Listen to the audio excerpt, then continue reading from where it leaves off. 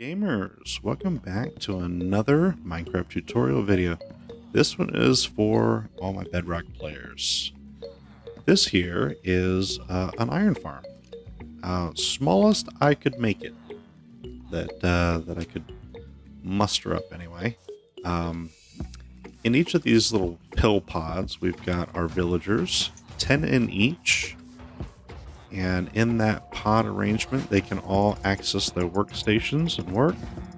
We've got our 20 beds, 10 beds on each side. As you can hear, we are getting iron golems dropping in. It's probably not the fastest, most productive out there, but it is pretty quick and it works. I've been sitting here for about 5, maybe 6 minutes, and that's what we've got. I was doing a timer with it earlier with that in there, and it is working. It's working pretty good. So, yeah, and doesn't require a whole lot of materials. It's pretty simple. Let me show you how to build it.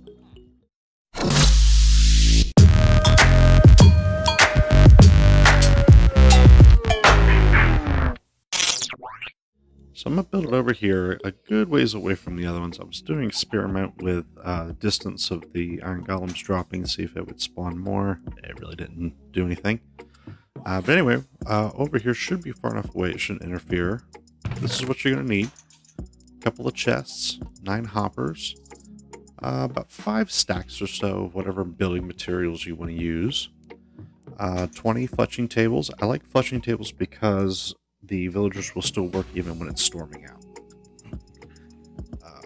Other tables, they may stop working, and I don't know. This is just, I've always used fletching tables. Stack of glass. You may not need that much, but I like to do too much than not enough. 9 fence gates. 9 oak sign, or any kind of sign, but 9 signs. Bucket of lava, and you may need a few buckets of water. At least 4, unless you you have 2 with you and you just want to make, infinite water source nearby. And 20 beds. So, get started as we always do with a double chest with 9 hoppers leading into it. Send the middle chain right there, and the other sides into that main chain, just like that. The outside corners really aren't necessary, but from here we'll go up 3. 1, 2, 3. And I'll fill this all in. I like to put glass on top of the chest, that way I can open it easily, and I can see if there's skeletons in here. Okay, and then leaving a gap there at the bottom, place your signs on the second block, and then just put your lava right smack dab on the middle one. Just like so. Now on the side here, this is where I'm going to put a fletching table right there. And then I'm going to use just some temporary blocks to go too high all the way around it. That's where our villagers are going to be. And I'm going to add the fletching tables as I put the villagers in, just so they don't get confused and sink to the wrong one. So I've been asked before, how do I get my villagers into the individual pods? And this is how I like to do it. I like to have a rail leading to wherever my villager breeder is, which obviously this would be way too close to have your villager breeder to your iron farm, but just for an example's sake, we have them going up a path here to an activator rail, and the activator rail ejects them from the cart. I may have to come in here and nudge them into the hole. Right now I don't care that the cart's going into lava, but in survival I would very much care about that, so I would have the track just lead off the edge. But to show you, here's how it would work. The minecart would go pick up the villager. I would wait here patiently. They would get ejected out, and I may have to come in here and just nudge them into the hole, just like that. So we'll do that. We'll do that for 10 villagers, and we'll get them in here real quick. Okay, so we got the villagers in place. Let's go ahead and sync them up to their beds. I'm going to go off of the side here. We're going to go out 4 blocks. And I'm just going to fill that in. These are all just temporary. You can probably just use dirt. Be the easiest way to do this. And then you're going to place your 10 beds here like this. Again, you see the green sparkles means they've connected to it. They know it's there. They like it. Everybody's happy. So then we're going to slowly replace these temporary blocks with the fletching tables. So we'll break that, place it there. You see the green sparkles means they see it and they like it. So we will go ahead and replace all of these one by one so they don't escape. Well, ladies and gentlemen, I have already made a mistake. Yeah. They all died. I'm a little too close to the lava. We're going to go one more. So, let me get the villagers back in here, and we'll keep going. So, technically, you could get away with just having that one pod there with the 10 beds. Personally, I like to double it up. I feel like it gives you more iron golems. Now, I've tried it with 3 and even 4 of these pods with really no significant change. So, I think having 20 villagers is pretty much your maximum for efficiency. So I really wouldn't bother going any more than that. Once you have all your beds in place, you can break these bottom blocks, get those out of the way. Just for aesthetics, doesn't really hurt anything to stay there if you want them there, or to take them out of the way. So all these villagers in this pod are already set to these fletching tables. So if I add another fletching table over here, you can see there's no sparkles. So nobody has picked this fletching table up, which is good. We don't want them to.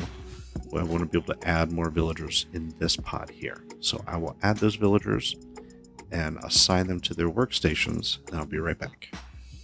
Okay, we've got the villagers in place. I did accidentally have one baby villager in there, but it's fine. He'll grow up, but it's fine to get started. So one of these that I place will not get picked up, which again is fine. He'll pick it up when he grows.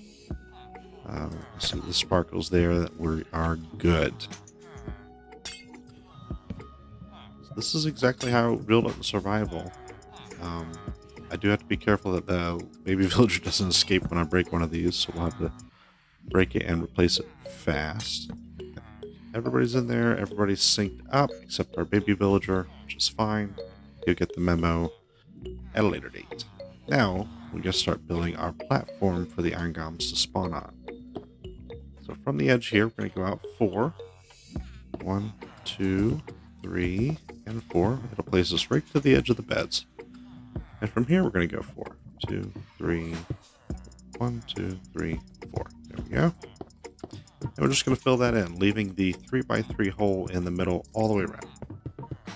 Okay, now that we've got our platform built, we want to put our gates here in the middle. So I'm just going to put some temporary blocks here. We'll place our gates like this. And then make sure you go through and open them up. That way the iron golems will fall through it. And then you just break the temporary blocks. Now around the outside, we are going to need glass. I like to put glass around the outside. You can go 1 high. I like to go 2 high just because I don't want them accidentally jumping off or onto the edge. So we'll go 2 high all the way around with glass. You could do a solid block and then glass on top. The important part is to have the glass on the top, so nothing can spawn there, not even the golems. On each of the corners, you place 1 block with the water on top of it. You'll see that'll flow all the way to these middle edges here. That's exactly what you want. Now you can see all the water is flowing into the middle. There's no standing water. That is a perfect platform for the iron golems to spawn. Now it will take a day or two, Minecraft day, for the iron golems to start spawning. The villagers need to be able to work for a full day. It's got to be like 75% of them have to have worked. But where they all have access to their workstation, they all should work, and it should go flawlessly. That is pretty much it built. We will wait here for a minute and see what spawns in. So it's daytime. We can go around and we can listen. We can hear the little hammers going. That means they are hard at work, which is great. to here. But again, this is just the first day, so it may take this full day throughout the night, and then by the next day, we should be seeing iron golems spawn. I don't know why it takes that long for the first ones to spawn, but once they start spawning, it will be one right after the other, and sometimes there's some pause in between, but for the most part, it will be pretty consistent. I did do a little bit of a test to see how much iron we would get, and I'm looking about 300 iron ingots every hour or so. It's probably a little bit more than that. I was being just precautious. I want the minimum. I want to tell you guys what the minimum I'm finding is. And again, this is not the greatest or fastest, most elaborate farm, but you see here, I've got it built. I built it in less than a Minecraft day. Didn't even take a full double chest full of materials. I mean, it's really not that bad. Just whatever you do, within a 50 to 80 block radius of this thing, don't put any more villagers, don't put any more of these workstations, don't put any more beds. That can throw the whole thing off and make it to where iron golems won't spawn anymore. So yeah, I'm going to let it go. Oh, look, we already got one. I was about to say I was going to let it go another day and see what happens, but he spawned right in front of me. Perfect. All right, again, I hope you all enjoyed this. Please smash that like button if you did, and subscribe for more to come. Thank you all very much for watching, and until next time, have a good day. See you later.